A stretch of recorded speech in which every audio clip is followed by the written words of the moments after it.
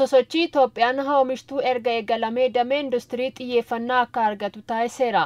Sosochiin kun erga eegalamee as bara bajataa 2016tti qofa oomisha biyya keessaa oomishameen doolaara biiliyoona 1.9 ol baasii hambisuun danda'ameera. የኢትዮጵያ ታምርት እንቅስቃሴ ከተጀመረ ወዲህ ኢትዮጵያ በብዙ ተጠቃሚ ሆናለች። sosochii Itoophiyaa oomishtuu eega jalqabame asii Itoophiyaan fayyadamtuu taatee jirti.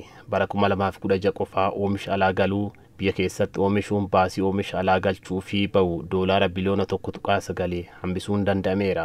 Sosochiin Itoophiyaan oomishtuu humna oomishuu biyya keessaaf kaka'umsa guddaa uumeera kan jedhan ministeera industirii obbo Malaakuu Allabal sosochii kana ajandaa biyyaa taasisuun danda'ameeras jedhaniiru. ይህንን ንቅናቄ ከጀመርን በጣም ቅርብ ጊዜ ቢሆንንም እኛ ከጠበቅነው በላይ ውጤት አይተንበታል። sosochii Itoophiyaan oomishtuu erga eegalle yeroo dhiyoo ta'us kan eegalle ol bu'aa qabatamaa ittiin argachuu dandeenyeerra. Bu'aan argame sosochii kana dursinee osoo eegallee jennee akka gaabbinu nu taasiseera. Bu'aan argame maali yoo jenne ajandaa guddaa Itoophiyaan oomishtuu jedhu ajandaa biyyaa gochuun danda'ameera. Sosochii Itoophiyaan oomishtuu keessatti industiriiwwan galtee biyya keessaatti fayyadamuun oomisha industirii alaa galuu bakka buusuu akka danda'aniif oomisha qonnaa guddisuun dhimma murteessaa ta'uu ministeerri muummee Dr. Abiy himuun qamadii oomishuun daakuu paastaa mokoroonii dabalatee oomishaalee alaa galan hambisuun danda'amuu fi bara bajataa 2017tti qofa lafa hektaara miiliyoona 7.7 qamadiin misoomuu ibsaniiru. ኢንዱስትሪ ለኢትዮጵያ እድገት ለኢትዮጵያ ብልጽግና በእጅጉ ወሳኝ የሆነ ሴክተር ነው።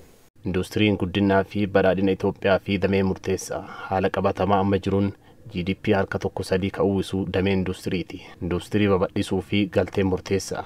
Galtee qonnaa damee industirii fi murteessaa. Industiriin galtee qonnaa akka qamadii yoo argate paastaa mokoroonii fi oomishaalee garaagaraa alaa galan biyya keessatti oomishuun hin danda'ama. Kanaaf illee oomisha qamadii bal'inaa oomishuu bira darruun alatti ergaa jirra. Xiyyeeffannoo mootummaan damee industiriitiif kenneen bara kana qofa warshaalee haaraan 55 ol gara hojiitti galuu ibsuun rakkoo sharafa alaa fi rakkoo dhiyeessii humna elektirikaa industiriiwwan mudachaa turan furuuf mootummaan hojjechaa jiraachuu himaniiru. Hojiin dhiyeessii humna ibsaa kan bara darbeerraa gara 50tti guddachuus Dr. Abiy Ahmed dubbataniiru. ከግብአት ጋር ሰፋፊ ስራ ተሰርቷል በኢንዱስትሪ ሴክተር galteewwan walii wal qabatee hojiiwwan hedduu hojjetamaniiru. Fakkeenyaaf hojii sibiila oomishuu jalqabaa haga dhumaatti akka biyya keessatti oomishamu ta'eera. Hojiiwwan fuullee marbilii fi siraamikii irratti illee fooyya'insi mul'ateera. Akkasumallee kanaan dura biyya alaatii kagalaa ture galteewwan manufaaktcharingii harki caaluu biyya keessatti akka oomishamu ta'eera. Kun jijjiirama guddaa. Sosochii Itoophiyaan oomishtuu yeroo ammaa magaalonni hundi oomisha biyya keessaa akka guddisanii fi damee industiriif xiyyeeffannaa kennanii akka hojjetaniif bu'aa buuseera.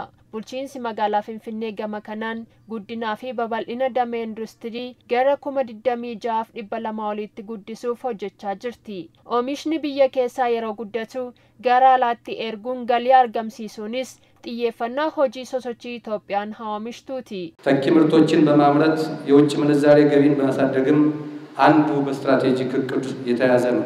Oomisha alaa galan kan bakka bu'an oomishuun galii alaa argamu guddisuun karoora damee Itoophiyaan oomishtuu jedhuun karoorfame keessaa isa tokkodha. Industiriiwwan oomishaa babal'isuun oomishaalee garaagaraa gara alaatti erguun galii damee kanarraa argamu doolaara miiliyoona 1.7 hanga bara 2022tti gara doolaara biliyoona 2.5tti guddisuuf hojjetamaa jira.